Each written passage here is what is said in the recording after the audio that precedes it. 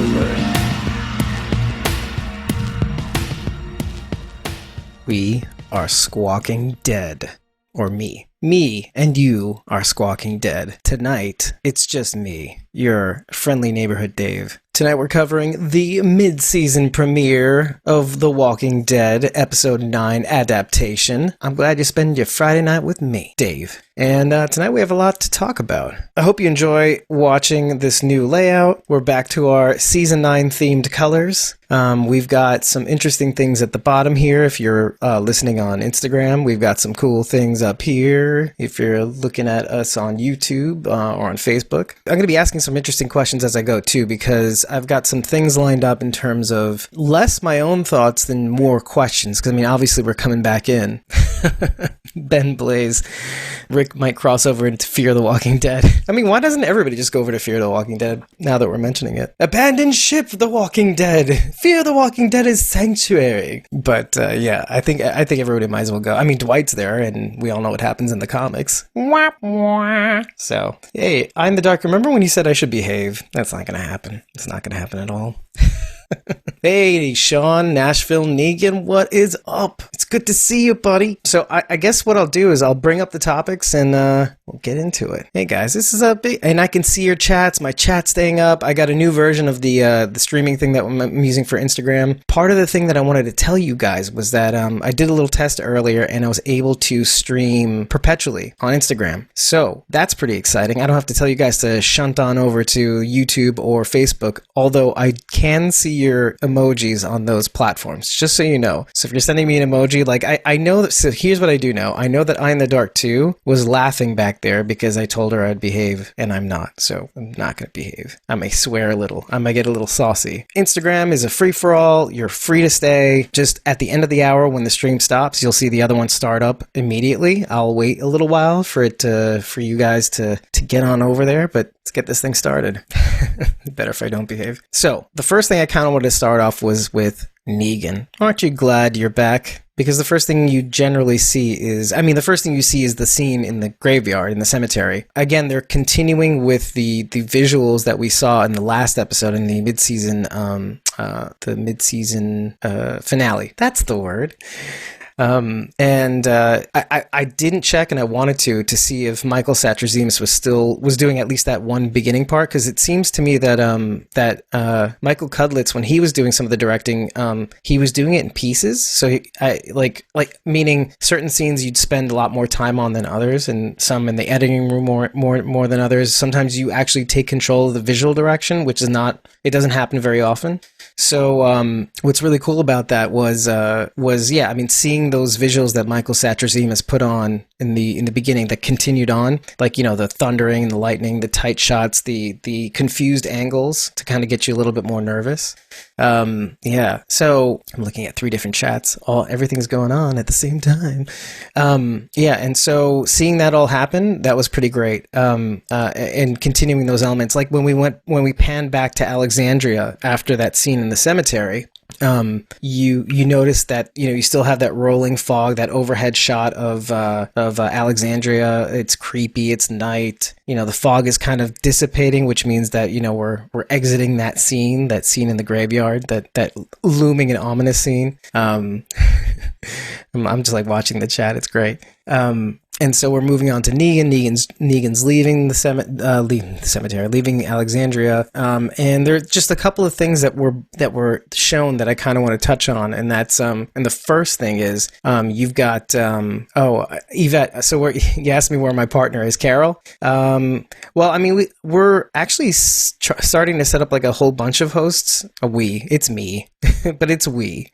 Kind of like why I started the whole tagline of "We are Squawking Dead," and that is it's kind of because I'm trying to do a lot more collaboration. I'm trying to do some more. So it's going to be me mainly. So very disappointing, but it's me.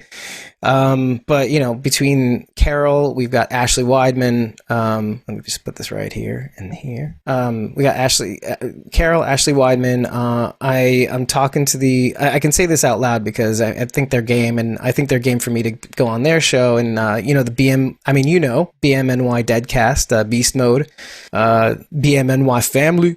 So I'm talking with them as well. So, and we're in the same state. So, and this whole Instagram thing that's going on right now, the fact that we can actually do chats and continue the stream on. I'm going to talk to them on how to do that, because I know that the way they're doing it on Instagram right now is kind of low, very low tech, and doing it the way that I'm doing it now is very high tech.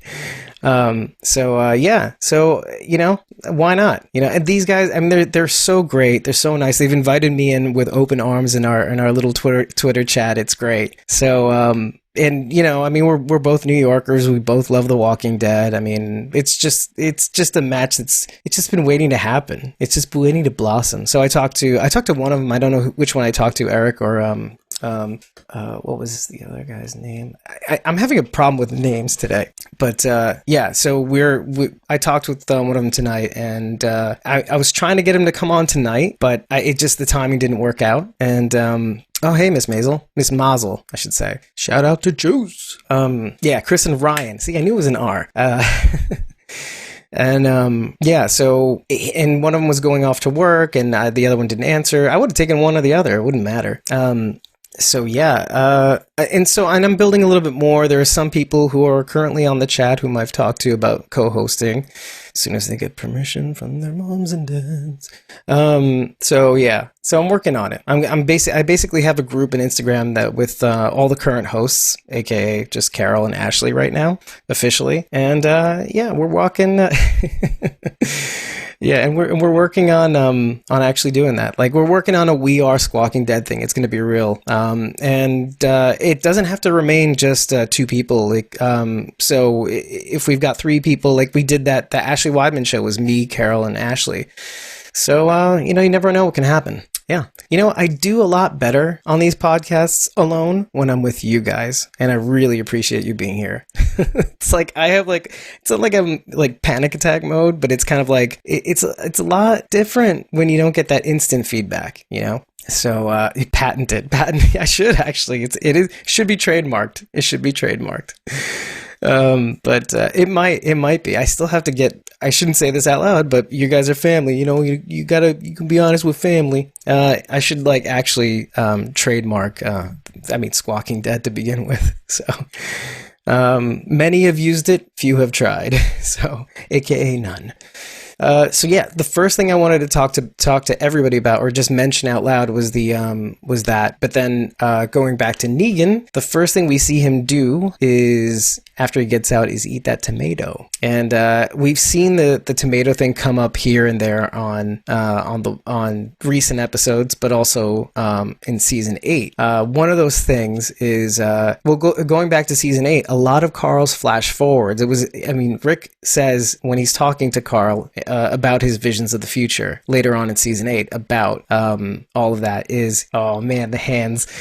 He's talking about oh, you're going to grow strawberries with Negan? And it was like, no, it's more like tomatoes, right? So, and when we see the flash forwards with him and Judith, it's all about tomatoes, right? We walk into season 9 and tomatoes are kind of like a prevalent form of crop. You see it when Jeb, aka Mud, whatever, goes to Maggie and Cal's cart as they're trying to head back to bridge camp. Yeah, Rick sets a tomato on Carl's grave. Good eye, no sanctuary. And one of the things that gets trampled, like signifying the fact that this truce has broken down, is a tomato in that riot scene. So when we see Negan pick up that tomato and then munch on it like wholeheartedly, it's like it kind of signifies the fact that he's already not himself anymore. He's already embraced this kind of new world order, you know? No sanctuary. That's pretty funny. But who the fuck eats a whole tomato? My brother did for $10. It was horrifying. I mean, have you ever had tomato sauce before? It's not all that different. I mean, it's like the fresh form of tomato sauce, buddy. Yeah, exactly. Saviors ran over one at the work camp. I in the dark too. That's what I was mentioning. Yeah. So like the symbolism is rife in this season. I have to say, like there were certain things in the last season. Something I spoke with Ashley Weidman on the side. It was one thing I actually mentioned on the podcast that Carol was just kind of like, just over the head about was and you may remember this is like the blue paint. So I'll go backwards here. So you've seen the blue paint, the handprints on the wall, on the 2x4s, with the triangle 2x4s with Carl and Judith's handprints. But in that same episode where they actually do it, you have Jadis painting with that same color blue paint, and like the symbolism is kind of rife. You know what I mean? And so you got a little bit of that. So the tomato here is kind of telling, and then the idea of what it's all about kind of comes back when you finally do get to the end of the episode, and Negan realizes that there really is nothing out there for him. So it all kind of comes full circle, and it becomes more significant than we actually realize. And the one thing I also wanted to mention is that tomatoes, eggplants, I'm trying to think of other versions of this type of crop, but like they're nightshade plants. I mean, they're technically in the poison family. So think about that one for a minute, and if you have any ideas, just spit them out, because I couldn't get beyond that point. And yes, we do need more Judith, Miss Mazel. Yeah, and yes, Yvette, New Yorkers do talk with their hands. Thank you, Italian immigrant community, for teaching us the value. Yeah, there's a lot going on tonight. I'm honored that you're here with me. With us, with we. So one of the things I actually wanted to bring up was why does Negan choose a shovel of all things? Think about that for a second, because I'm like struggling to think of. I know, okay, I may be looking too into it. # I'm looking too into it, but I mean, the closest I could think of was like a just in case sort of thing. Like if he gets the sanctuary and, he happens to see a whole bunch of dead people, he'd be like, well, I guess I'm burying them. So, I mean, if you have any thoughts on that, I mean, I would definitely like to hear them, because I just thought it was it's like out of all the strange things to, let's say, even kill walkers with, like you couldn't find like a pick, a hoe, you know what I mean? Like out of all things, a shovel, like a pipe, a 2x4. I mean, a stick goes stabby, stabby, stabby, but a shovel? Weird. So I had that out there. And Nisa mentions that that not only are tomatoes easier to grow, she has her own garden of nightshade plants because she's poison. There go my hands again. Oh. I see. Okay, because on Talking Dead, Nisa says that the shovel's about the same size as the bat. Yeah, I guess so. Okay, that's interesting. Yvette and I guess No Sanctuary are basically saying, No Sanctuary is actually, that's a really good point, to bury his past. I don't think so. I think he was all about, he's all about trying to actually get back into it. Maybe do it differently, but you could tell that he's going in, he's doing the whistle, he's trying to assert his dominance again, his little whistle. But yeah, the idea of planting a new community, Yvette and No Sanctuary basically mentioned, that's a good idea. Like maybe he's trying to do it a little differently too. And like one of the things I actually noticed about when he comes back, one of the things he tries to do is set things up right, pick things up, basically set things in order the way they used to be. He goes to each of the places that he was at. He's trying to do things the same way, and maybe he has intentions to do things differently. But I think he also is caught between, picking up where he left off and maybe this, I don't know, this new attitude. I mean, because it's gonna chase him down too. It's gonna hound him, literally.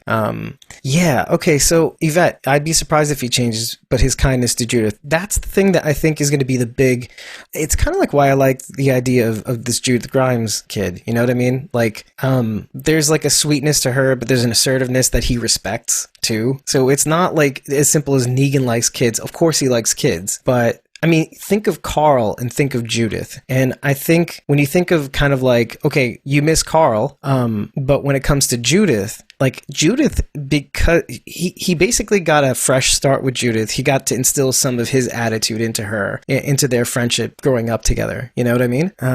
So, I mean, he saw her grow up from like a little kid, you know? So when he finally climbs the gate, okay, one of the things, so I like this little encounter with him and Judith, because it's very telling, because Judith is kind of like no nonsense, but like there's a part of this whole process, like this whole interaction, that makes me wonder a little bit, because if you think about it, Judith is no nonsense. However, like right from the beginning, she's out there with Aaron and everybody, and the first thing she does is bring this new group in against her mother's wishes. So you've got like, I follow the rules as they're set out, but at the same time she makes up her own rules along the way, right? So you see this play out in this scene right here, and one of the things that I'm thinking is what's going on is that she's basically struggling also because she's still a kid, you know? If she doesn't want him to leave because he's her friend as well, right?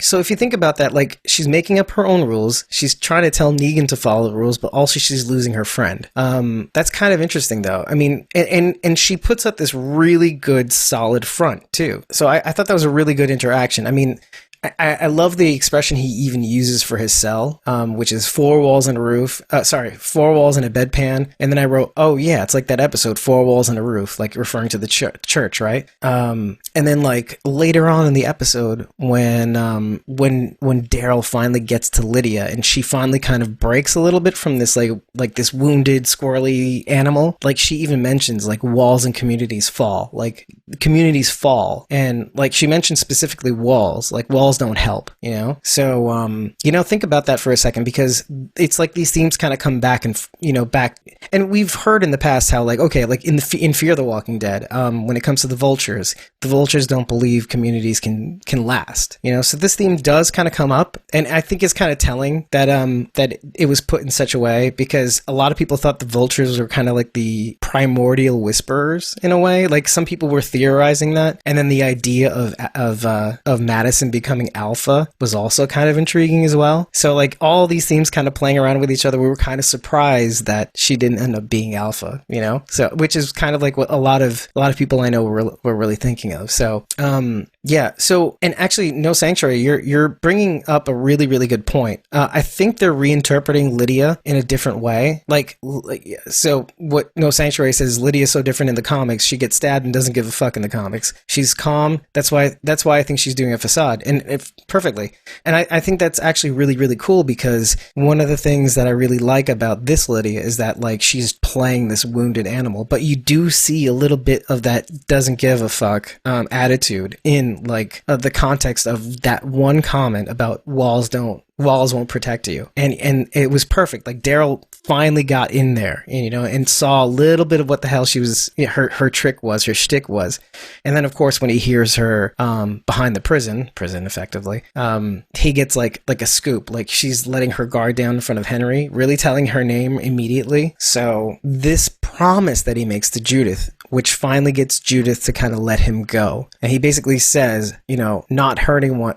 I won't hurt anybody, even if they're trying to hurt me. This is really crazy, okay? And crazy important, because him saying that out loud to Judith is kind of like something that's going to be like a tagline for this season, for the rest of the season at the very least, okay? Because it symbolizes, this is basically going to carry throughout the season. Like, I'm kind of interested to see if he does keep that comment, if he does keep that his word, because also, I mean, obviously, look, at the end of the episode, he's going to be going back to Alexandria, back to his cell, right? But I don't think that's going to end up happening. I think something's going to happen, right? So, or if it does, he's not going to be there very long. And yeah, I'm sorry about this. Yeah, No Sanctuary. I thought about that. In the comics, Negan hurts a big character. Yeah, so, but that's the thing. He's going to be basically put to the test when it comes to this idea. So it sounds like a lot of you don't think he's going to keep his promise. So, yeah, exactly. Does that include the Whisperers? And it may be that he kind of skirts by on his charm alone. I'm just very when you do something like that, when scripting does something like that, it's not for nothing. They won't just do it, you know what I mean? They won't just do it for him not to try, or at least wrestle with it. And I think part of what we want out of this Negan, because this Negan is obviously not like the comic book Negan. I mean, to a limit, but there's so much more depth. There's so much more nuance. He has a personality, okay? Like, I mean, he has a personality in the comics, granted, but it's not a personality that we can actually connect with. And it's kind of like a lot of villains. They're kind of more archetypes, right? Like the Governor's this dick archetype, right? In the comics. But in the show, we got to connect with him a little bit. We got to connect with Philip. So, I mean, think about it. Like a Negan that we can connect with already. We can see him wrestle with that personality already. And now we have an anchor, like a moral anchor to kind of set us up for the rest of Negan for the rest of this Whisperer's arc. Because it's for sure. You say that thing out loud and you're here. Yeah, I mean, it's going to happen. There's going to be a struggle. And you're already seeing that struggle sort of take place in the sanctuary. You know, he's trying to get back to his old life, but he just can't get there. It's kind of like he's got... it's like Negan erectile dysfunction. He just can't get there. There's nothing for him to really go on, you know, not even Big Richie, which I'll talk about in a few. Yeah, but that's the thing. Eye in the Dark 2 says he'll kill Whisperers, right?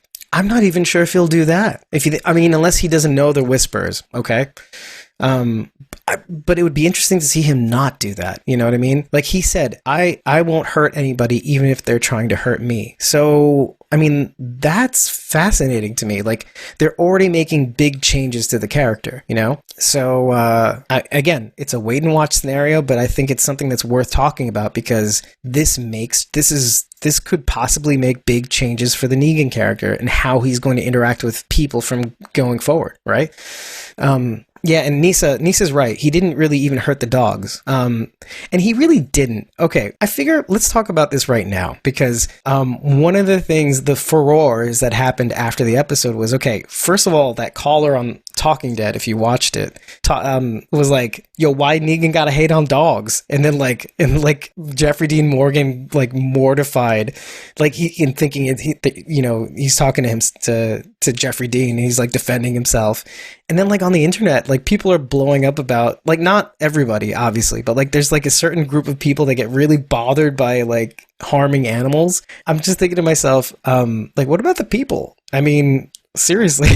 So, yeah, no sanctuary. I have a feeling that he's gonna turn a good side. There's a reason he looked like Rick. Wardrobe did that for a reason. Yeah, and I actually even said that. I said, I actually went a little crazy. I said, oh my God, are we gonna see like a Rick and Shane, but like with Rick and Negan, like him looking like him, being him, raising his daughter, blah blah blah. Are we gonna get a 2.0 of this encounter? Yeah. So anyway, so yeah, this whole thing about the dogs though, I mean, it's just crazy. I mean, I'm not really an animal lover. I mean, but even if I was, I'm kind of one of those people that separates, okay, I love dogs, I love people. But you know, this is a show about mostly people dying. And so I'm not going to lose sleep over, oh my God, that dog. Oh my God. I'm just not. I mean, you shouldn't either, right? I mean, like, but it's a cute dog.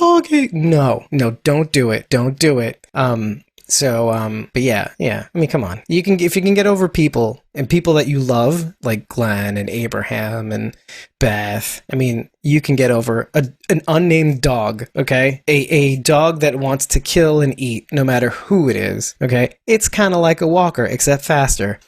So get over it. Think of it as a walker and you'll be just fine. Exactly, Walani. Exactly. The dogs weren't attacked too. So, yeah. And if anybody has anything against that, that's fine. I'll take your opinions and then I'll be like, no. But then I'll be like, but you're entitled to that opinion. That's fine.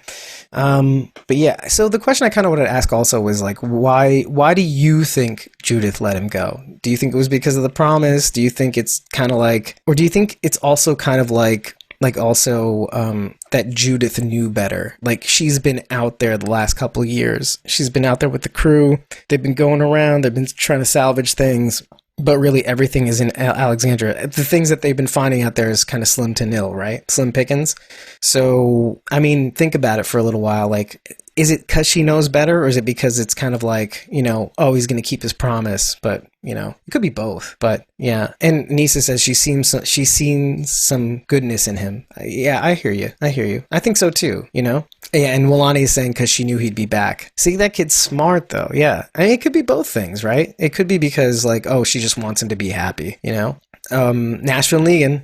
I think Judith is testing him. At this point, Judith knows him more than anyone. Yeah, I mean, that makes a lot of sense. And he says as much, too. Like, you know me better than anybody else here, you know? So, yeah, people agreeing with Alani. I agree with both of you. But yeah, this whole interaction between Luke and Alden, I kind of like these like dynamic duos, these little get-togethers. And like Luke is so positive while Alden is kind of like, it's like this Laurel and Hardy kind of, I mean, I'm dating myself, but Laurel and Hardy.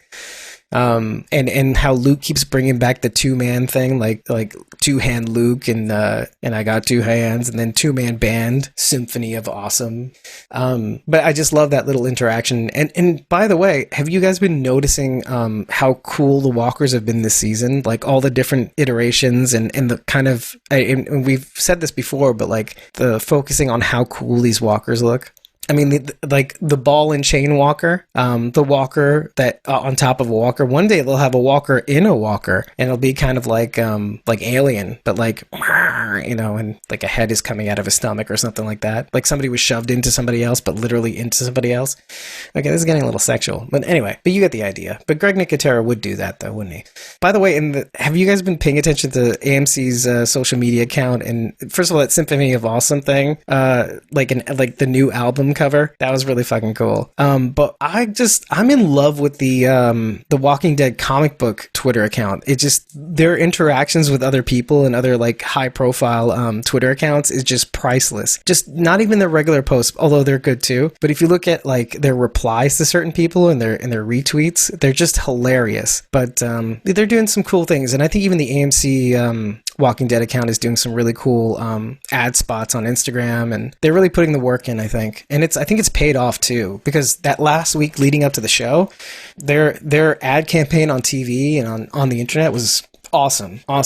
Yeah. Oh, I'm so glad you guys got to see Thorgon's live chat. That's really great. Oh, and I saw some of you. I saw Cosmo Mom do some ASL on her Instagram too, which is great. So if you I think it's Cosmo Mom 9, if you go to her account, she has she's doing some sign language on her on one of her posts, you know, and she does some really good art too. So if you check her out, it's really great. And she's actually also entering the fan art contest too, but with a bunch of other artists that we know and love, of course, obviously. Then we get kind of a like an intimate moment between Daryl and Michonne, and with that clip and also what with Norman Reedus says on Talking Dead, you start to get the idea of some of the things that, you know, that we talked about prior to the mid-season finale, but we also, between this and that, this information and what we talked about, I mean, you start to get a really big picture of what they've been through, and it looks as though they, more than anybody else, knows how dangerous strangers can be. Like, I think we already knew that, but with Rick trying to invite more people in and trying to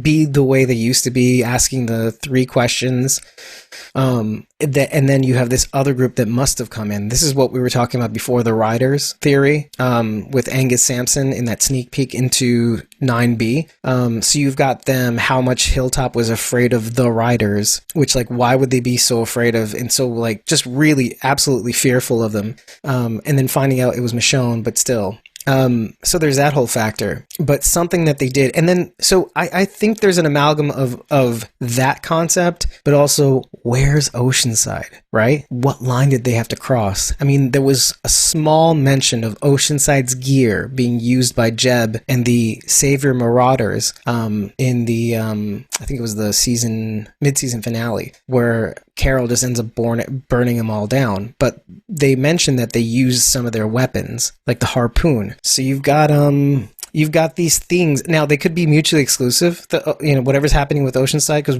we have not seen any of those characters. We know that they actually fired the first shot at Bridge Camp when things went south, because Carol was looking at them and saying to Oceanside, no, and then boom. So there's a lot going on here. what was the line that Daryl and Michonne crossed, right? And did it have anything to do with the riders at all? And where's Oceanside? So these are kind of questions, right? Now, yeah, Michelle actually says, I thought they were all killed. Actually, we don't know. Nobody said that they were. In fact, like one of the two runts at Hilltop, so you have Addie and the two kids, whom I don't remember. Like, I remember Addie, but I don't remember the two kids' names. That hung out with Henry. Now, the two kids seem to be under the impression that, like, oh, hey, I hear Oceanside is like a community of all women. I guess I can get in on that. But like nobody says anything about like, oh, shame that they all died. So, you know, I like Miss Mazel's answer. X marks the truth. That's perfect. Yes, you should like put an Instagram post and then we should put a hashtag X marks the truth. So that's perfect. And there's two of them. So there's two truths and a lie. Yeah. Okay. That's a good question. No sanctuary. Oceanside killed the saviors. The saviors had their gear.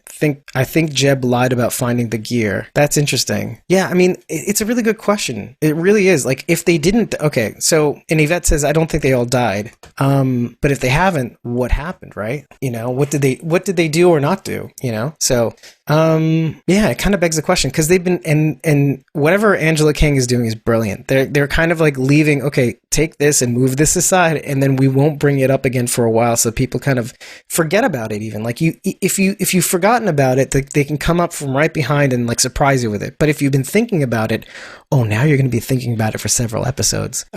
Exactly, Yvette. I don't think we're going to find out, but not. I think we're going to find out, but not right away. And I think it's the same thing with the X marks the spot truths. You know, I think it's going to be one of those things that we're not going to be finding out right away. I don't think we're going to find out until maybe midway into this season finale, season 9B. Because I think it's going to come up at a crucial point, or maybe a terrible point between them and the Whisperers. And I think whatever happened in the past is going to have an opportunity to repeat itself in the present. And actually, speaking of that, I kind of wanted to bring up something crucial that I noticed when I rewatched. Okay, I got to my TV in the just before episode 909 aired, and I saw some of the episodes prior. I'm eating my ice cream. And then Luke, I get to the scene where Luke launches into what the difference is between Neanderthals and, you know, what eventually became modern humans. And he mentions that it was cooperation, it was storytelling, it was music, you know, it was art, it was beauty. And that's what differentiated, and that's what got us together as communities. It's what helped build us. It helped us work together, helped us cooperate, right? And I think that's going to be the central theme to... I think that is going to be part of how they end up defeating the Whisperers is through community, is through participation, teamwork. So I think that's a little bit part of that. Everybody wants to know the ice cream that I was eating. It was a bunch. It was 4 different flavors. Just don't ask. I love ice cream. I think sometimes the show will drop hints as to what the solution will be at episodes way prior. And then that theme is going to come up again, and it's going to be the thing that ends up helping solve the problem. It's kind of like what sort of what Carl was trying to do, what they were trying to do with Carl's flash forward, this vision of the future, and Rick latching onto that and disregarding it until right at the end, even after he slits Negan's throat. It's the idea that, no, you get to live on and watch us prosper. And he did, and Negan did. And I was thinking of another thing that would come up later, but I think that's between Luke's idea of community and what the difference is between savages and, like, you know, people that end up winning out in time, and then dropping the idea of Oceanside and the secret. You know, those two things are gonna be kind of like revolving themes that kind of make up what will play out in the rest of the season or the rest of the arc even. Yeah, and Yvette, I'm with you. She says, I don't think they're going to all come together too, but with tensions like always. Maybe not though. Maybe they'll surprise us and go totally different way. It remains to be seen, because I think what a show can end up doing is bring up the theme, but then bring up a downfall and then find another way to get to that sort of, I mean, because a lot of what we consider community and cooperation end up being taking on different forms, like the idea of bringing the communities together. And it's kind of what I was going to bring up just now with Aaron. Like Aaron right now, he was all on board with the fair. He was trying to get Hilltop and Alexandria together because those two would just not. The kingdom was down with either of them. Kingdom and Hilltop were down, but Alexandria just did not want to get involved. And Aaron is technically from Alexandria now. But now we're starting to see him as they're bringing Jesus back, that we're starting to see that Aaron is pulling back. He's like, you were right. It's not right for us to kind of, leave our own walls. And he mentions this again later on in the episode, and I'll get to that. But yeah, it's him. Now, when Yumiko was mentioning that, he seemed like one of the good guys, and Aaron chimes in that he was. One of the things I noticed that Aaron did, and it was kind of like a show of his wisdom, is kind of like, do you remember when Rick was over his sick bed just after they amputated his arm? One of the things I noticed about Aaron is that he didn't blame Rick. He said, are you kidding me? I don't think I would have gotten here even this far if it wasn't for you. This arm, this is nothing. This is just what happens. This is just the world we live in. But I wouldn't even be in this good spot with you if it wasn't for... Now, and when you see that dialogue between him, Yumiko, and Magna, I thought of that, and I was thinking, Aaron is showing some real wisdom, and especially what happened after Carl. What got Carl dead was just a bite. So he's saying anything can happen out here, anything. So there is a little wisdom in what he says, but I do think there's a little bit of fear too. Like he's genuinely afraid. He's a really, really great, genuine person. Like No Sanctuary is saying, is because Aaron is an amazing person. But not only that, he's a smart person too. He appreciates. He looks at the big picture, and he technically always has. And even if he's looking at the big picture and it says we shouldn't let people in, but he's like, no, if we let more people, we are stronger as a community. We let in the good people, particularly. And it doesn't hurt to have Daryl Dixon have your back, if you know what I mean. Some of you don't want to know what I mean, but that's fine. That's a different conversation that I won't bring up. Yeah, and Eye in the Dark too. Oceanside did cause everything to go down the way they did. Yeah. That's some interesting... She said basically Michonne would blame them for Rick's death. So I feel like if she found out, she'd go after them. Just a thought. I mean, it's a good thought. I mean, I don't know if she'd go that dark. I think she was really, really upset. I don't think we saw what happened afterwards with her, so we don't really know what she did. And I mean, in terms of doing something dark, would she have done that, though? I think she would have done something dark. She would cross certain lines to protect people, not to seek vengeance, though. I would see that, Thorgon says they have to stop reading my Walker tips. Yeah, I mean, you're right. I mean, we're just plagiarizing. Angela King is just basically plagiarizing you, Thorgon 9. Yeah.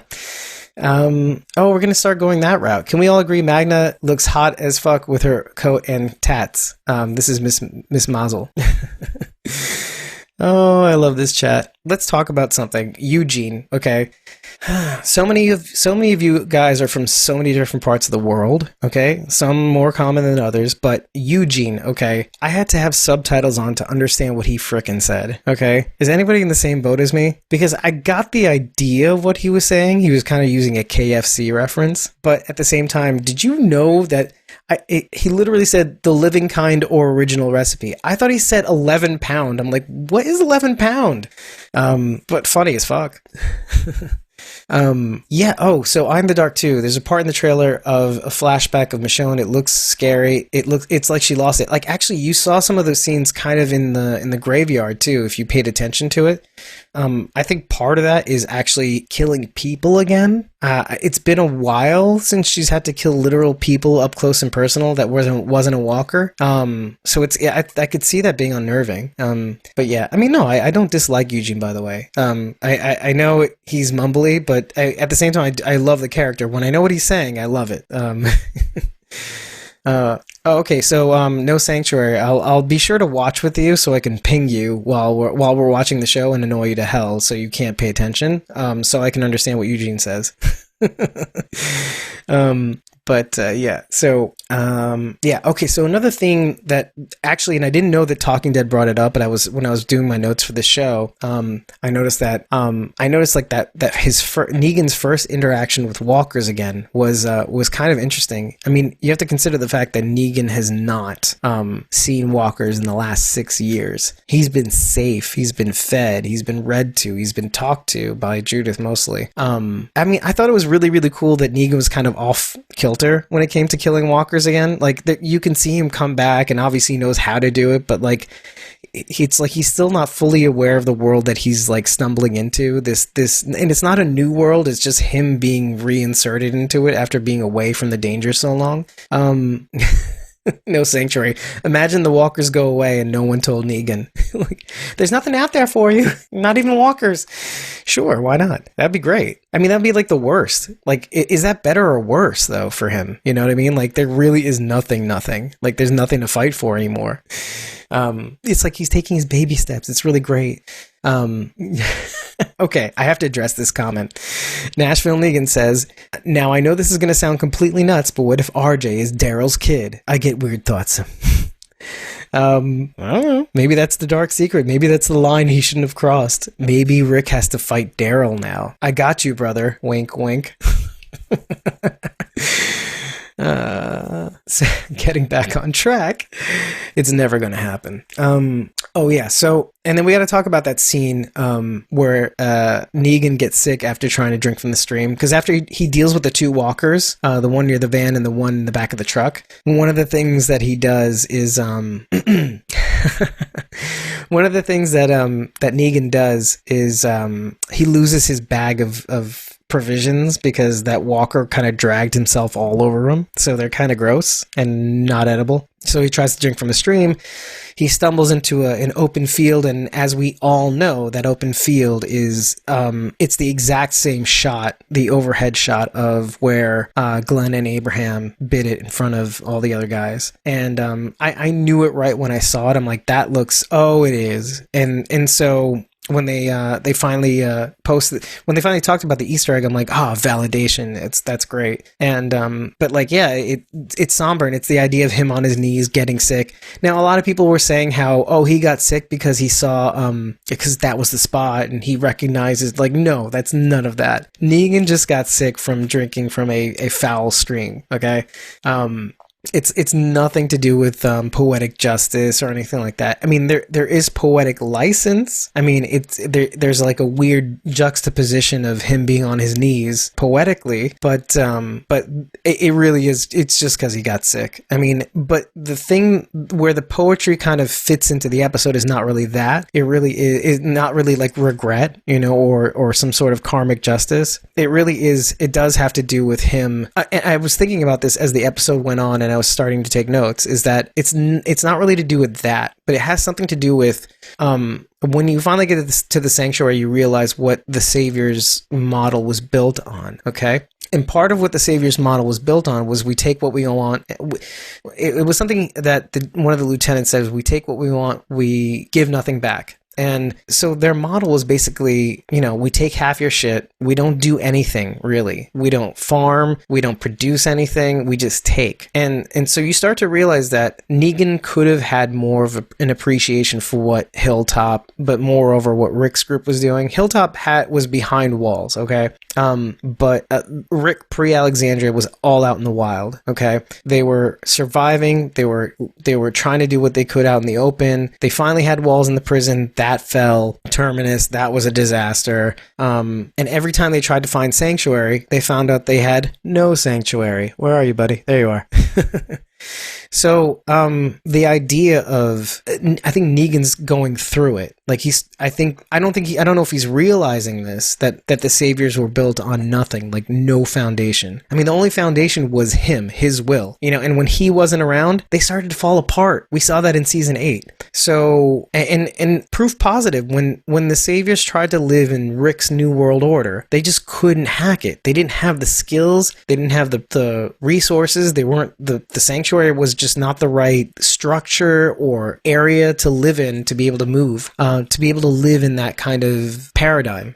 So when you start to see Negan get sick in the clearing, and when you start to see him try to survive without those provisions that he'd taken from Alexandria before he left, and when he gets to the sanctuary, and when you see it's in shambles, and when you start to realize that when he gets to the sanctuary and he's near the doors, and you get that overhead shot, which is really important, the one thing you notice, and Milani, it's not that their people were lazy, it's just that they were, there's no better word than saying, they were privileged, because of Negan's system, they didn't have to do anything for themselves. So it's not their fault, really. Actually, if they tried to do something for themselves, they probably couldn't do it. You know what I mean? They probably wouldn't be able to do for themselves. Like, Negan probably would have shut that shit down, okay? So when you see the overhead shot right before he gets through the door, what they tried to use is little crop bins, where they tried to grow crops.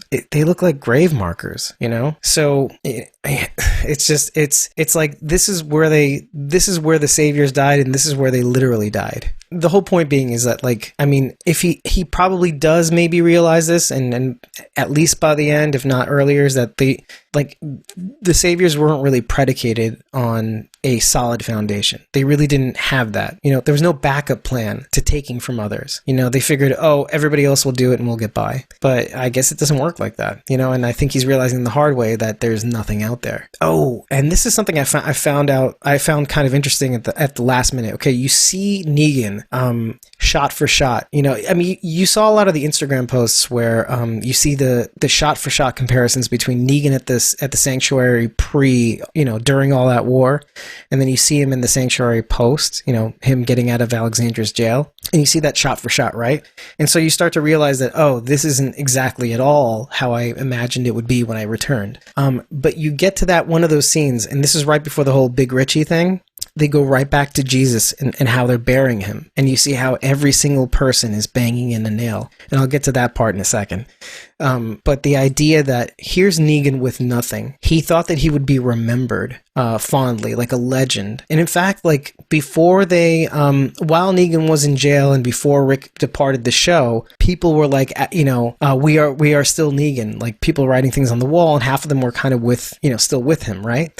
Now, you get to the scene with Jesus and they're burying a good man. And then you go right from Negan realizing all is lost. There's nothing here for me. And you go right to Jesus and you have everybody revering him. He was a good man. He ruled, he guided the town, with kindness. He didn't even want to lead. Meanwhile, Negan wanted to lead. He was in it for leading, for power. Jesus was not in it for power, kind of like the real Jesus. And if you want to talk about nails, it was 4 different people driving 4 different nails. So you dot the I's and cross the T's on this one. A little literal on the Jesus. And AMC The Walking Dead 100%. People feel bad for Negan, but Negan deserved it. I'm like, he deserves a reality check. People lived a cruel life because of him. And that's a really, really good point. Granted, it is 6 years later, but 6 years is paltry compared to the lives he's ended. And to be fair, also further, everybody on that show's done something. So, Rick's crew, and this is something Carol brings up a lot, my co-host, one of many co-hosts, is that Rick's crew murdered an entire station. Everybody's done something. But I just like the scenes between the scene right before the scenes with Negan right before they bury Jesus. That's important. That transition shows the difference between a man who thought he would be remembered and a man who didn't really think about being remembered, and then how he was remembered and not the former, So I think that's key. That's crucial, because I think at some point, Negan's going to want to be remembered by at least his friend Judith, and this idea of the promise and the idea of these are things that are going to tug. And by the way, the real test of this Negan, this newfound Negan, is when he finds Lucille. That's when we're going to see a real test. That's when we're going to see the pull. That's when we're going to see whether he keeps his promise. So buckle up, kiddos. It's going to be a bumpy ride. Now, Nashville Negan says, and of all people, hopefully Negan is reborn. And that's the thing, right? That's going to be really interesting, because they're throwing in Judith obviously is not in the comic. So they're throwing in a lot of lines that we don't really, they're throwing some dialogue that is kind of gratuitous. Wow, this is a little extra. So this is going to throw a little extra pull when it comes to Negan, when he gets offered the fruit of of like having a Lucille, encountering the Whisperers, whom he goes into cahoots with, right? So it may be true that he doesn't harm a single person still, even Whisperers. But then there's going to come a point where he's going to have to choose. Is he going to choose the Negan with the bat? Or is he going to choose to... And I mean, obviously we know he kills Alpha, right? So, right? I didn't spoil it for anybody. This is in the comic. But how he gets to that point, and maybe he asks for Judith's permission. Maybe she's right there. She's going, can I kill her? Can I get this one? Can I get this one? Yeah, can I get her? And she'd be like, I don't care. Yeah, go ahead. Maybe. I can kind of see it, and I think it's kind of hilarious. But it'd be kind of like a sitcom. It'd be like Perfect Strangers. Oh my God, Perfect Strangers. Who's the Balky? Yeah, it's definitely Negan.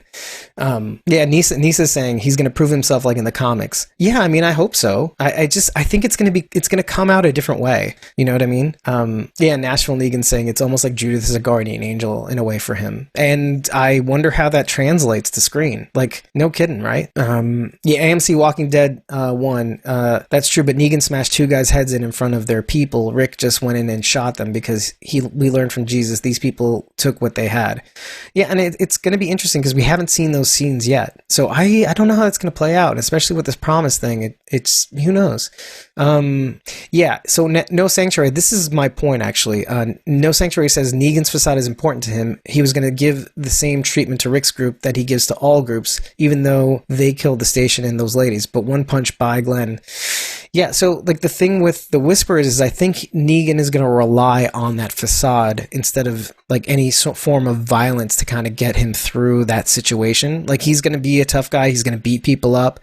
Maybe not. But maybe he can get by on his charm alone. I don't know. This could be a very interesting challenge for the writers to kind of execute in the show. Yeah. And Nisa's right. I mean, it's going to be totally different the way Alpha goes down by Negan's hands, but it's going to be happening. Carlin, I'm going to say Carlin.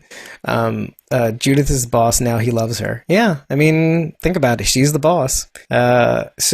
And okay, everybody, did you catch the name of the store that Negan goes into to get those provisions? The name of the store, Express Yourself Menswear, become the man you were meant to be. I mean, talk about a storefront that kind of fucks with you, right? So what is that supposed to mean? What am I supposed to be? And like, that's like the first question I ask basically to myself. I'm like, what kind of man is Negan meant to be right now, especially in this show, like with what they're throwing out there with his promise to Judith and stuff like that. But yeah, what kind of man is Negan meant to be? And that's really the key question is, I think that's what's really going to fuck with him, right? So AMC The Walking Dead 1, do you think Negan knows Rick is dead? I think he knows. And we'll get to that because I know where you're going with this. I know what you're doing because yeah, I've been reading a lot on the internet and I didn't know that people was holding Big Richie in such high regard. People. I thought I looked into The Walking Dead too much. Apparently there's a level lower than me. I did not know about. So yeah, what kind of man is Negan meant to be? But there's, when the dogs walk in, they do. The pack of dogs that are growling at Negan. One of the things, I mean, you are going to start to notice this a lot more because Fear the Walking Dead did this actually first. When John Dory and Strand were stuck on that little island out in the river, the overflowing river. One of the things that they noticed was the grackle right from the beginning of that episode. They were kind of not being afraid of them, and instead of traveling in flocks, they're kind of out on their own and they're not afraid of people, and so they're squawking, they're cawing all day long, and they're like attracting walkers and stuff like that, and they're scavenging, and they're not afraid of people enough to kind of get their stuff. And you see that again in the beginning of season 9 where you have the crows basically disturbing crops. They don't even care that walkers are there. They're trying to use anything. Like, do you remember when they strung up the walker to try to keep birds away from the crops? It barely kept them away. And now you're seeing that with dogs, and packs of dogs basically. I know we saw this before in the series, but like now we're talking about like relatively small dogs, attacking people. Exactly, 3 dogs to be exact. And so, I mean, we're going to see this a lot more with other animals, I think, too, by the way. Because I think they're going to keep upping the ante. Like, the walkers are not the only danger out in the world. Okay, so Nashville Negan is saying, I think Negan will have Lucille when fighting the Whisperers. I certainly hope so. And that will be the crossroad moment for him moving forward.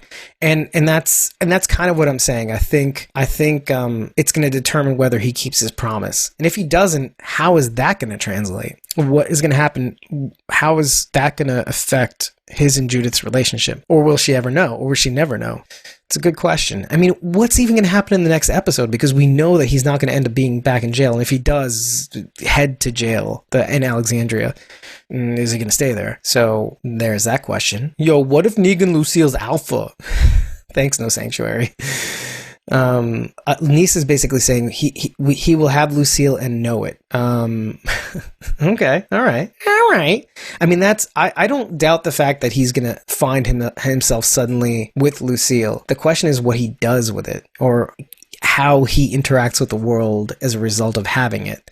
Maybe it completely changes his attitude. Maybe this like totem of who he once was brings him back to a state that's unrecognizable to Judith completely. It's a good point. Yeah. I mean, a lot of you guys are bringing up stuff that's going to be in the comic book, but what I'm saying is that there's a little bit of a divergence, and it's worth paying attention to, because don't be shocked if it doesn't come out the way it does in the comic, because as we've seen this episode, Rosita is with everybody but Eugene. And that's not that that's saying that's a big deal, but like, it's like, I'm going to be with this guy, that guy, and that guy before I'm even going to think about being with Eugene. So I know it's not even a big deal, but still, I think it's worth noting, you know? Still pregnant, but anyway. Yvette, maybe he's going to make his shovel the new Lucille. I think he's going to find the actual Lucille. I don't know how he's going to find it. That's pretty crazy. And No Sanctuary. What if he becomes an average Joe and he builds a house, uses Lucille as a hammer? Maybe. You could use it as a tool. Maybe it keeps his promise to Judith. Wouldn't make for a very great show, though. I mean, I don't see him throwing on a show on HGTV called Lucille and Me. I don't think so. There are a couple things about Lydia that's very interesting, is that at first she's not telling the truth about anything. Any fucking thing. Okay? So it's kind of like you're going through Lydia's spiel and you're trying to figure out what's true and what's not true. And there's some questions that I could ask that are like, are they true or are they not true? She says everybody that would have been alive from her group is now dead. Okay, not true. All we wanted to do was live wearing walker masks. Not true. Not completely true. We don't have names. Kinda true. And like one of the things I noticed, like she must have been trained, obviously. Like, you know, she's really, really good at like pretending to be this wounded animal, or this helpless girl. And she must have been trained that way from Alpha, like, and through her experience that like, don't trust people. Like the only way to be in this world is to kill first. You know, and stick to your family. And maybe she learned to be that good because of the rape that was happening on the camp, but also Alpha's her mother. So, but like, if it had it not been for her stumbling upon this group, can you imagine how many groups might have ended because of Lydia specifically? Like a Trojan horse like her? I mean, I think that's exactly why, like later on, she kind of breaks and says, you don't have a chance, you don't stand a chance. Like she basically says, she's like basically admitting, I've taken down more camps. And like yours, you know? So yeah, you guys are basically saying what I'm about to say too. And then we get to the whole scene with Eugene, Sadiq, Rosita, Gabriel, the love square, the love quintuplets.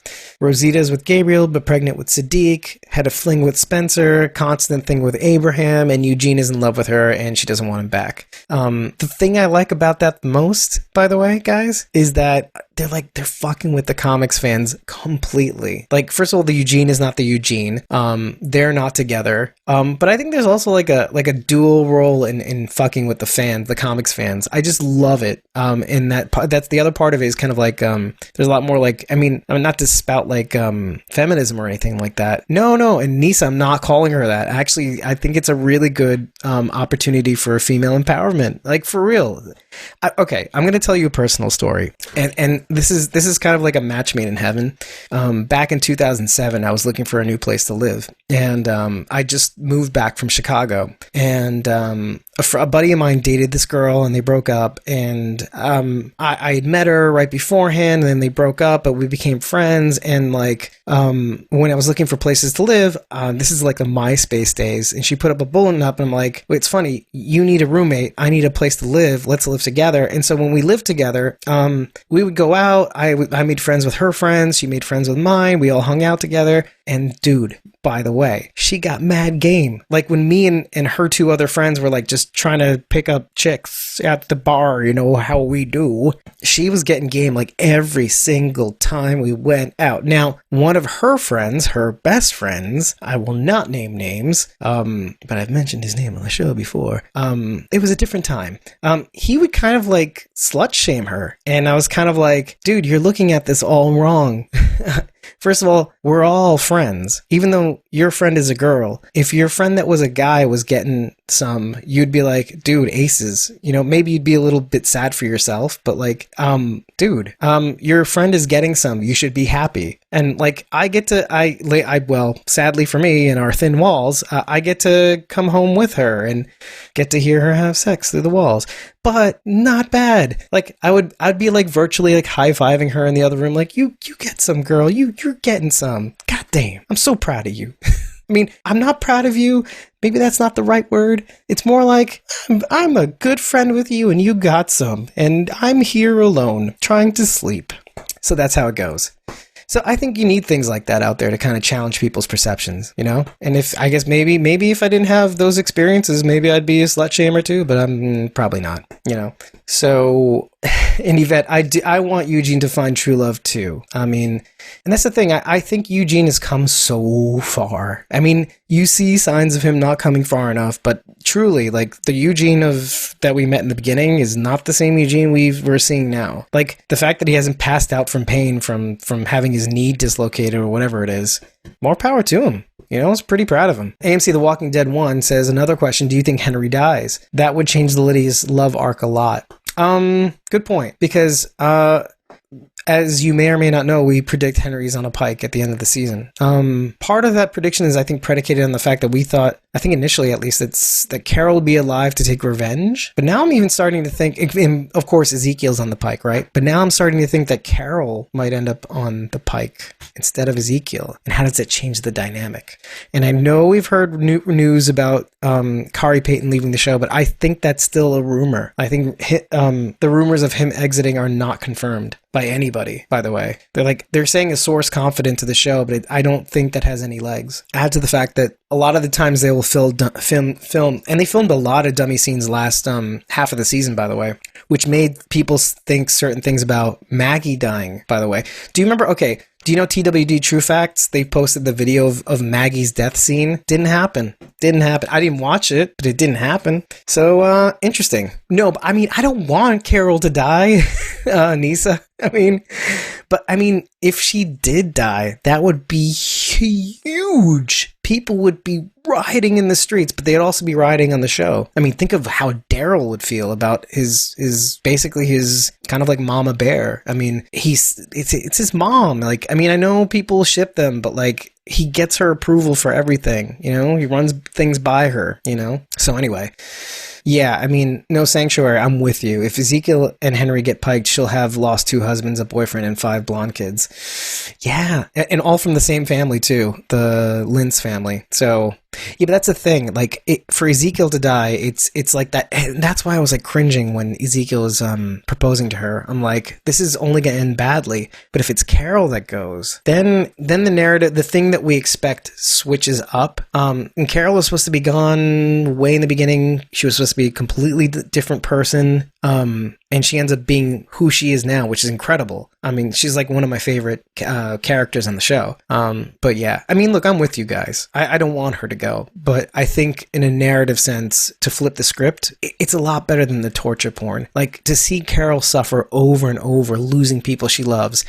I mean, I almost lost it when she lost Henry, and the fact that she found him, it puts Henry in such a position that like he's a symbol of hope, and losing him now would really suck. And Carol to stay alive after that, it doesn't make sense. So I'll put it this way. If Henry doesn't end up on the pike, Carol is safe, in my opinion. And you lose Ezekiel and you're fine. But if Henry does end up being on the pike, I mean, that's just the ultimate cruelty. There's nothing crueler than that. To have her keep losing people after like resolving to kind of try this and again, try again and again, you know, losing herself like Morgan at one point. So, you know, I mean, we have to be real about that. You know, you can't, as much as we want somebody to be around, I mean, we can't keep watching them suffer and suffer and suffer. It just doesn't make like narrative sense. So not saying that I wanted to go, but I'm saying that they have to really script this well. I mean, or at least spare Henry, right? Right. I think we're on the same page on this.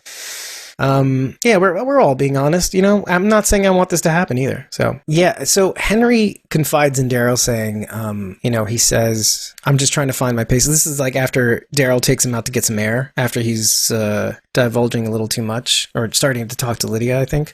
But yeah, he's just trying to find his place. And I think Negan, I think Daryl and Henry are trying to find their place too. Like Daryl's trying to find his footing.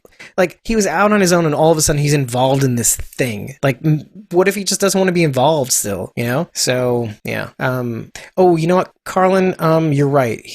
Carol did sign a 3-year deal too, so it can't be her. Damn it. That's a good point. Although I don't know what that means in the long run, but I guess it must be that she's still around. That's a good point. Thank you for reminding me. I even said it on the show, so you know, go figure. And Miss Maisel, nobody wants her to return into weak Carol, and she's never going to be weak Carol. I'm just saying, like, just in terms of the Carol that we know, it's just tough to watch her lose Henry and Ezekiel. Like, if it was maybe just Ezekiel or maybe just Henry, I mean, but I think that would be hard enough for her. But anyway, yeah, Michelle, good point, but not Michonne. Okay, guys, one thing, when Negan gets to the sanctuary and they get to the scene where he knocks down that wall and we find that he has a motorbike, did you guys find that at all strange in any way at all? Nobody?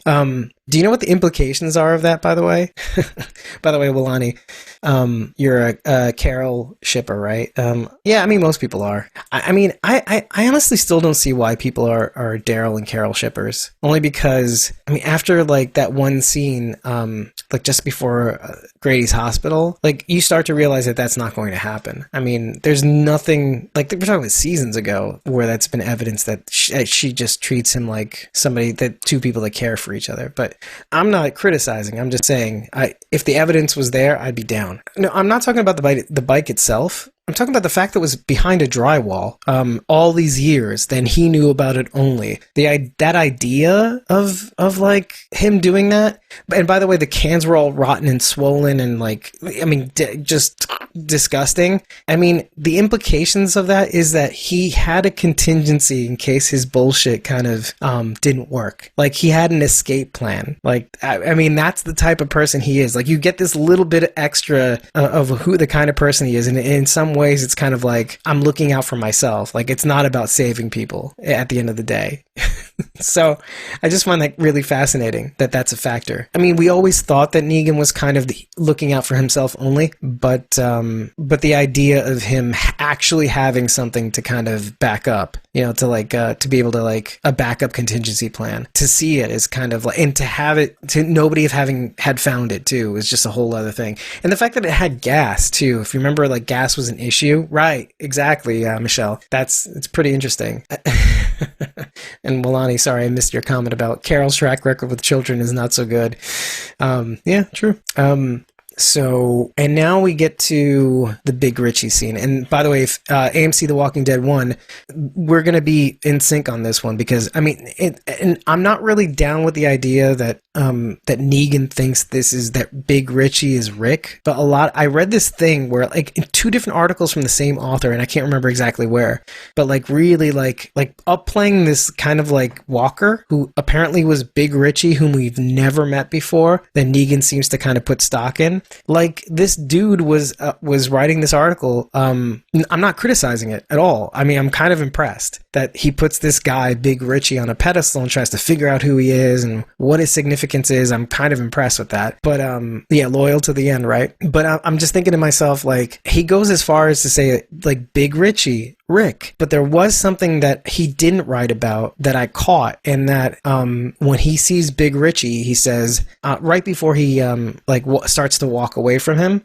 he says, and he's just finished like demolishing the other walkers in the courtyard. He says to Big Richie, he says, I really thought we had something special going on here. Now, if you remember, he said something very similar to Carl at the walls of Alexandria just before they bombed them with mortars. So I just thought that was interesting to me. Like, and I think he said something similar to Rick himself. So maybe. No, and in Eye in the Dark 2, I don't think that was Negan thought he was Rick at all. But I think there is something poetic about using those words that I just mentioned. So, poetry, yes. It's kind of like when Negan threw up. Poetry, yes. Literally, no. But yeah, the whole idea of Big Richie being, okay, this is my last, I'm going to leave you alive because, just to honor you, this is my last, there's nothing for me here. But he doesn't even leave Big Richie in the courtyard or whatever it was, the backyard, the common area, whatever it is. He brings Richie, he allows Richie to walk in. He doesn't drag him or doesn't push him inside. He opens the door, waits for Big Richie to come in. He waits till he's 30 feet, 40 feet inside the sanctuary, and then he finally takes down Big Richie. So, and I guess it's kind of like to honor his old life, maybe? I don't know, but I think the symbolism is kind of rife. It's kind of like, well, if it's going to die, I mean, the vestiges of that loyalty are going to die here, and it's going to die with this walker. So, yeah, exactly, no sanctuary. I thought we were having a little moment, you little asshole. Okay, I want to bring up one concept. If we don't bring up anything else, I want to bring up this. And that's something I've brought up on the show before. And it was kind of like almost a contrarian stance. Because part of the reason why I didn't like that Gregory was gone was I know, we're bringing up Gregory again. But Hilltop did best. Okay, do you remember when Gregory was going at it alone? And then Maggie came into the picture and Hilltop was suddenly thriving. But it was still Gregory and Maggie. And then eventually Maggie took over, and then it was Maggie and Jesus. The formula seems to be that Hilltop does best when it has a number one that is kind of iffy, or at least heavy-handed, and but more importantly, that there's a number two that really is doing the work. And when that happens, Hilltop seems to thrive best. So Gregory and then Maggie underneath her, and Maggie really runs the show. Maggie with Jesus underneath her. Now Maggie is pretty heavy-handed when we first see her in the season, but she's getting things done. But she's also talking to Georgie, and Jesus. We suddenly find Jesus kind of come into his own and really start to lead a little bit. Now that Maggie's kind of checked out, she's trying to get Negan, all this stuff. So Jesus kind of has to step up. Now we're dealing with a scenario where you had Jesus, who was kind of flaky as the leader, going off, meeting Aaron, all that stuff. And you had Tara really running the show. And Tara's really not getting her due, though, too. Tara's been, organizing schedules, talking to people, making sure Jesus stays on track. I mean, she's really getting things done. Now, when you see Tara, you don't really instantly think leader, but that's not to say that she can't be a really good number two. Now, so if Daryl comes into his own and is expected to kind of lead with Tara, he can be her number two, be that effective person, and Tara can just be, she could continue doing what she's doing right now, but he can take part in some of the rougher decisions. It's kind of what Michonne's kind of implying, is that she needs you to step up and make the harder decisions, to make judgment calls, to be that judge of character. And this is the Hilltop formula, and it continues to this day. Even if Gregory was leading, even if Maggie was leading, even if Jesus was leading, and now Tara. So, yeah, exactly. So, Wilani, Jesus seemed out of it or over it in the opener. And that's kind of the point. The Hilltop formula has always been one leader kind of sort of checks out, and then the other leader kind of just has always been there in the background. You know what I mean? So, and it seems to be what works. So why mess with perfection? So... so Michelle, I don't think Tara walks away and ignores everything. I don't think that's the point.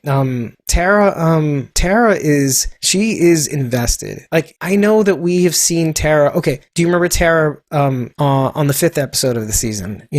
Making up code names. They're funny, and she's kind of like not with it. I think they could have done a better job coming back into the after the time jump, showing exactly how Tara is on the ball, the ways in which she stepped up. That's on them to do better. But all the evidence at least, like, it takes a little bit of reading into, and that's kind of a bad thing, that you have to read into the fact that she's kind of been on the ball. I've made these observations from the beginning of the season. That's kind of like a mistake in boarding. Like, if you're going to make Tara seem like she's been taking care of Hilltop the entire time, you've got to do that right. And if you're going to do that right, you've got to make people understand that and believe that. And if you're not with it, then that's their bad. That is totally their bad. You know what I mean? And that's kind of like what I wanted to bring up. I think this is something we should look out for. I think we should do our best not to discredit Tara. I don't think it's her fault, like the character's fault or the actress's fault. I think it's actually, it's Angela Kang's fault for not really bringing Tara's importance to the fore. Like, they hinted at it when we came back after the time jump, but I don't think it packed enough of a punch to really change the perception of Tara that we had. The last big impression of Tara that we had was her wanting to kill Dwight, to be honest. We haven't really had a powerful, impactful scene with Tara in a while. And that scene kind of left a huge impression on the kind of person she is. Like, she'll discard reason for vengeance, And now it seems as though she's really sacrificing a lot to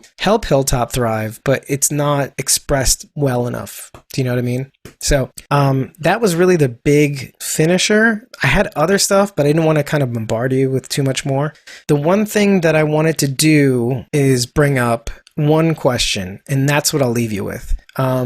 Did Judith know that Negan was going to come back? That's a big question. One of the things, and now also along with that question, do you think she meant to hit him when she shot at him, by the way? Yeah, so I think we're in consensus. I think we all knew that she was going to come back. I wasn't quite sure if she actually knew. Look, she's a fucking kid. But I like Ms. Mazel's answer the best. Yes, Judith knows the future. Judith is kind of like, was it the Guardians or something? What do they call them? The ones in the Marvel universe that know everything. The Beyonder. Judith is a Beyonder. And okay, I see. You guys are saying that she did not mean to hit him. Okay, I'm in. I like Wilani's answer too. I think she was just trying to keep her promise. Yeah, I guess so. If she's going to keep her promise, Negan has to keep his. Yeah, it's a good consensus. Yeah, that's the thing. Like, so, it's kind of hard to believe that, like, they bred such a capable, perfect, like, I think the real question might be is, will she show imperfections, frailties? Because, like, right now, this kid's perfect. This Judith Grimes chick is perfect. Will there be failings? Will there be times where she's wrong? That's going to be interesting to me. And how is she going to react when Negan does not keep his promise? Does pick up Lucille? Does crack a few skulls open? That's where maybe we'll see where she's not so perfect. Or maybe she'll show how much of a kid she is. Kids in the apocalypse, they've got a different sauce brewing inside them that makes them kind of different. But yeah, she can't be perfect. You know what I mean? Like, it's just not possible. Look at Henry. He's far from perfect. But, the dude wanted to kill the people that killed his parents. Or his brother, too. Okay, so No Sanctuary is chiming in saying that the shot did not look controlled. When you lock your elbows like she did, it only does to screw your aim and makes the gun fly to your head, which is what happened. That's kind of a good point, actually. And they do give some weapons directions, too, By the way, Miss Mazel, Henry's got to go. I can't believe how many people are saying that too. I can believe it, but the staggering sheer amount of people that are over Henry is actually kind of overwhelming. A lot of people don't have the feelings that I do poetically about what it means to keep Henry alive, like what he represents, what he has represented, and the fact that he's still alive, and what that means to the universe, which I've mentioned here and there, but yeah. And Nisa's right behind you, which is why she's laughing so hard. So I think that's really where we're at, because that's kind of the last scene. The only thing that we have right now is a sneak peek. We see where Henry, and to kind of dovetail with our laughter, is that Henry's kind of giving up where the kingdom is right before Daryl pulls him out of the cell and doesn't give everything away to Lydia. But I kind of like that. I kind of like that Henry's naive. I kind of like that he's like still representing what I always thought he was, that I like, this archetype of innocence, of hope, of the future. Like, even though he was bent on vengeance, he represents Carol not giving up hope and finding him alive still, and what he continues to mean as a son, So, and Walani's saying, it's just that Henry character is dull. Could it be I mean, as much as I like Matt Lintz, the way Matt Lintz plays Henry, like almost as like a straight character, like just a little bit wooden. Could it also be the acting? Could it be the way he's choosing to portray Henry? But maybe that's what they're going for, though. Maybe they need that kind of performance, you know? It's supposed to piss you off. It's supposed to piss you off that he's a stupid, innocent teenager. I mean, the fact that you can breed somebody like that. Okay, walk with me here. Okay, hold on.